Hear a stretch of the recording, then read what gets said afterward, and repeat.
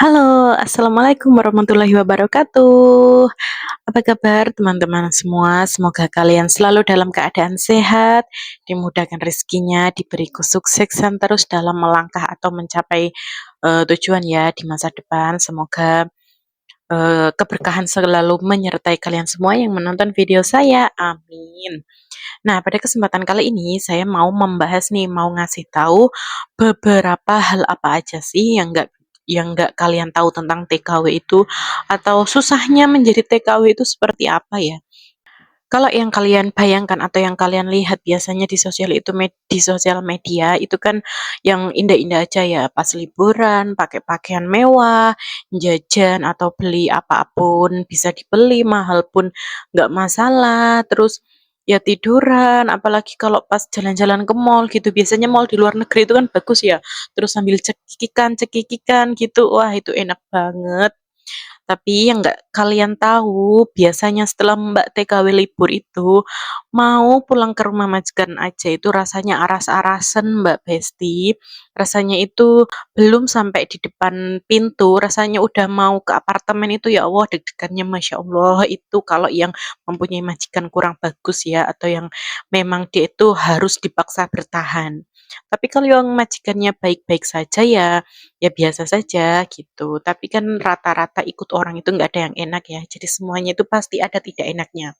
Jangan lupa like, komen aja, terus subscribe juga channel YouTube saya, oke? Langsung saja saya mau membahas poin pertama dari susahnya menjadi seorang TKW yang kalian nggak ketahui, yaitu pertama adaptasi.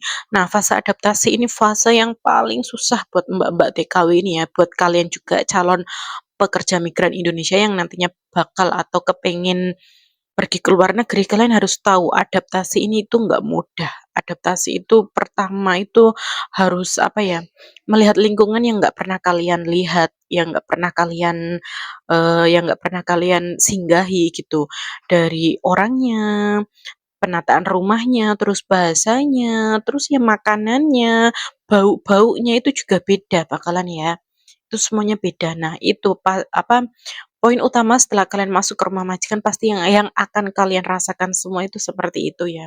Nah, itu nggak mudah, itu butuh beberapa bulan, apalagi pas waktu potongan itu kalian nggak bisa beli apapun yang kalian inginkan, kalian harus ngempet ngempet jajan, ngempet pengen shopping ini, shopping itu, karena masa potongan itu kalian akan mendapatkan sisa gaji yang nggak banyak.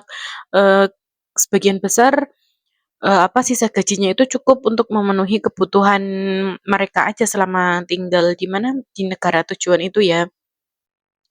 Nah, jadi masa adaptasi itu sangat susah ya. Terus yang kedua adalah kelaparan. Kalian nggak tahu kan kalau bukan setiap sih, kebanyakan TKW itu nahan lapar ya teman-teman.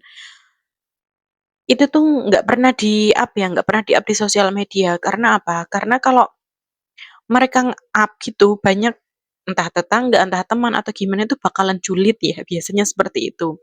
Nah, ini harus kalian tahu ya, kerja di luar negeri apalagi yang ikut majikan gini ya, bukan yang pabrikan, itu kalian pasti akan merasakan namanya kelaparan. Entah dalam bekerja itu waktu lapar nggak ada jajan, mau makan takut takut ketahuan majikan atau gimana, itu pasti ya. Bahkan ada mbak-mbak TKW itu yang sampai rela makan di dalam kamar mandi. Demi apa? Ya demi perutnya itu biar nggak lapar, biar dia bisa bekerja lagi, biar dia nggak sakit mah. Nah, itu perjuangan salah satunya ya. Ini benar-benar miris banget kalau dibicarakan. Jadi, buat teman-teman yang ada di rumah atau buat keluarga yang mempunyai salah satu kerabat atau anggota keluarganya di luar negeri itu, sering-seringlah nanya kabar ya, sering-seringlah prihatin kepada dia, jangan hanya nanyakan uangnya aja atau kamu kerja kok boros di sana, itu ya jangan. Karena kita kerja itu juga butuh hiburan, juga butuh refreshing gitu ya. Nah, terus yang ketiga adalah kerja rodi.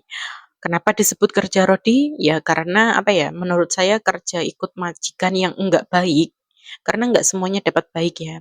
Ya apa, berharapnya sih baik, tapi ada beberapa orang yang memang kerjanya itu ngoyo banget ya teman-teman, kerjanya itu rekoso banget, ada yang nggak ada dikasih jam istirahat itu ada, terus kerjanya sampai malam banget, tengah malam bahkan, ataupun pagi jam 2 jam 1 itu ada, karena saya juga pernah merasakan ya, saya selesai kerja itu jam 2 pagi ya. Jam 2 pagi itu udah babah, udah di atas kasur, udah tinggal rebahan aja. Apalagi kalau misalkan yang suka diajak jalan-jalan sama majikan ya, majikan belanja ini itu, kita yang bawa, majikan jalannya cepet, terus sampai rumah nanti kita juga harus beres-beres lagi, masak lagi, kalau ada anak atau kalau ada pasien kita harus juga ngurus lagi. Nah, kurang lebih seperti itulah pekerjaan jadi TKW ya. Terus, apa, dimarahi ya, yaitu dimarahi atau dimaki lah, ya cara bahasa kasarnya itu dimaki. Pokoknya ya itu ngenes banget, sepertinya ya saya tuh kalau mau cerita itu juga sungkan ya, karena ini tuh kesedihan, kesedihan yang nggak harus diceritakan, tapi buat informasi, buat sekedar informasi aja buat kalian yang pengen benar-benar ke luar negeri, biar kalian itu nggak berangkat terus pulang lagi, itu enggak. Jadi kalian harus benar-benar matang dan benar-benar tahu bahwa kehidupan di luar negeri itu enggak seenak atau enggak seindah foto profil ya. Kalau foto profil itu kan pasti yang dipilih yang bagus-bagus aja, nggak mungkin kan yang jelek dipajang itu nggak mungkin. Majikan itu ada yang jahat, ada yang baik, ada yang suka marah, ada yang suka enggak, tapi sebaik-baiknya majikan pasti dia pernah marah ya, pernah nyuruh, iya pokoknya pernah marah. Jadi kalau marahnya biarpun kita nggak tahu bahasa ibaratnya ya, yang namanya orang marah itu kan kelihatan dari wajahnya aja kita udah takut ya, apalagi kalau marah sampai mendelik, melotot gitu kan pasti ada ketakutan tersendiri buat orang yang apa, yang emang yang emang penakut ya, nggak pemberani atau yang nggak ada maksudnya belum menerapkan mindset masa bodoh itu pasti ada rasa takut gitu. Majikan marah itu pasti apalagi belum nanti dimaki, dicaci, "Kamu nggak bisa ini, nggak bisa itu," pasti kita sakit hati. Sakit hati itu pasti. Tapi nanti seiring berjalannya waktu, kalau kita memang memang apa, pengen bertahan, kita memang niat bekerja, insya Allah kita bisa menghadapi semua itu ya. Jadi kita harus nahan nahan nahan nahan gitu. Nah terus ini lagi nahan ya guys, nahan rindu. Ya nahan marahan, ya nahan kelaparan, nahan kurang tidur, nahan capek. Pokoknya, apa, jadi TKW itu kita harus siap kalau kita itu batinnya harus ditahan, ibaratnya kerja dalam tekanan lah, ya. Apa, kerja dalam tekanan itu nggak enak kan, nggak nyaman. Apalagi nahan rindu buat orang yang sudah berkeluarga, pasti rindu sama orang tuanya, rindu sama anaknya, rindu sama orang rumah, suasana rumah itu pasti. Jadi kita harus, apa, nahan rindu ya. Berat banget nahan rindu itu, apalagi buat ibu ya, yang udah punya anak, pasti setiap malam itu bakalan nangis. Ya itu bakalan nangis pasti. Nah ini yang saya bicarakan ini adalah beberapa perjuangan ya, yang Mbak TKW rasakan. Jadi semoga dengan saya berbicara seperti ini tuh kalian yang di rumah paham dan kalian mengerti bahwa kerja di luar negeri itu benar-benar enggak enak, ya. Kalau misalkan ada yang bilang, "Enak kok enak," ya itu kalian yang udah bisa adaptasi, buat kalian yang udah bisa, apa, menyesuaikan diri dengan lingkungannya ya. Kalau masih tahap belajar atau masih masih masa potongan itu pasti akan merasakan seperti ini ya. Bahkan ada yang lebih dari itu, masih setahun juga masih ada yang akan merasakan seperti ini. Kalau misalkan kalian benar-benar mentalnya nggak kuat, pasti kalian akan minta pulang, itu pasti. Terus yang keenam ya, yang keenam atau yang keberapa ini itu sakit ya, nahan sakit itu harus tetap kerja. Pas waktu kita sakit itu nggak ada tuntutan, "Kamu sakit istirahat aja, kamu sakit, kerjanya nanti aja, udah ini biar saya ngerjain," itu nggak mungkin, karena kita itu udah apa, bekerja sebagai pembantunya mereka ya di sana itu.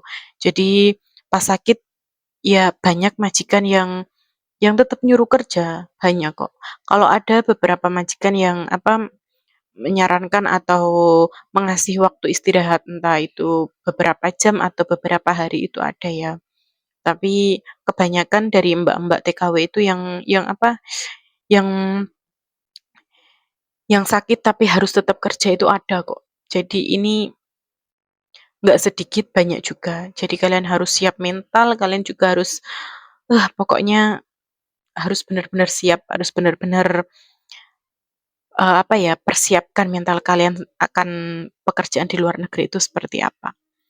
Terus, hal selanjutnya yang kalian tidak ketahui itu adalah menabung tidak semudah yang kalian bayangkan.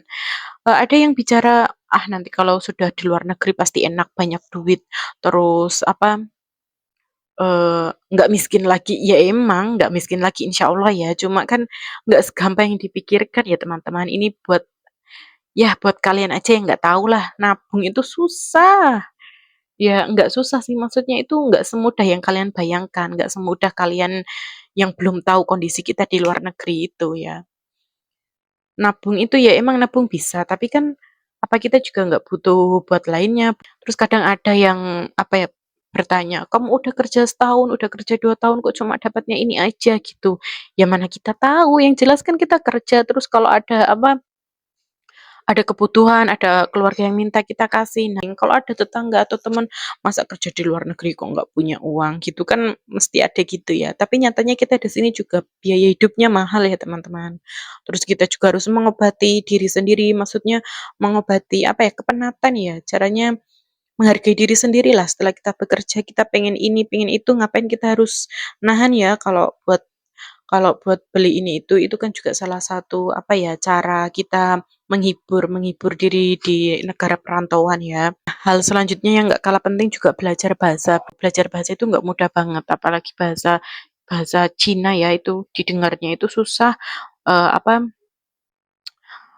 beda nada itu juga beda apa, beda pengertian ya, beda artinya. Jadi bahasa itu juga belajarnya susah banget, kita harus mikir otak, ini mereka bicara gini bahasanya mereka berbicara seperti ini, artinya apa, terus kalau misalkan kita nggak mudeng-mudeng itu juga kadang majikan komplain, "Udah beberapa bulan kamu di sini tapi kenapa bahasanya masih gini-gini aja?" Ada juga majikan yang seperti itu. Jadi ya mohon pengertiannya banget buat orang-orang yang di rumah ya. Hal-hal yang nggak kalian ketahui dari seorang TKW itu banyak banget. Jadi kalau kalian ada apa, saudara yang bekerja di luar negeri itu perhatikanlah, berikanlah dia perhatian, seenggaknya kalau nggak bisa lewat apa, lewat tutur kata atau apa ya, berdoalah buat dia gitu. Karena di sini juga selain jauh dari keluarga, kita juga harus apa ya, harus mandiri banget, kita harus jaga kesehatan. Kita di sini benar-benar berjuang buat yang di rumah, buat kebutuhan ya. Jadi jangan cuma tanyakan kapan kirim, udah gajian apa belum, udah punya duit berapa, itu ya sesekali boleh tanya seperti itu, tapi hargailah mereka ketika mereka memang tabungannya nggak banyak. Karena apa ya, karena itu tinggal di luar negeri itu, apa, biaya hidupnya itu juga mahal, apalagi buat teman-teman yang apa, semuanya nggak didukung oleh majikan ya, kebutuhan beli sendiri, bahkan jajan atau snack, kalau kita lapar juga harus beli sendiri, begitu. Ini penting banget sepertinya hal ini buat kalian yang belum tahu ya. Jadi semoga kalian bisa lebih menghargai dengan Mbak TKW ya, karena Mbak TKW itu memang benar-benar luar biasa perjuangannya. Dari mental, dari fisik, dari apapun itu ya. Ini di lain dari, apa ya, dari perilaku atau sikapnya ya, kalau ada Mbak TKW yang sikapnya melenceng atau gimana itu ya memang pembawaan dari dirinya itu seperti itu, pergaulannya gitu. Jadi yang terpenting kan, didoakan aja semoga kita yang di sini sehat, mencari rezeki halal, juga bergaulnya dengan orang-orang yang benar, jadi insya Allah kita pulang membawa kesuksesan dan bisa memperbaiki ekonomi seperti apa yang kita cita-citakan saat kita mau berangkat. Oke, jadi cuma itu aja yang bisa saya share ya, yang bisa saya kasih informasi buat kalian. Semoga yang belum tahu atau yang mau kerja ke luar negeri, bisa menemukan, channel saya ini dan semoga informasinya bermanfaat buat kalian. Terima kasih yang sudah menonton. Wassalamualaikum warahmatullahi wabarakatuh. Bye-bye.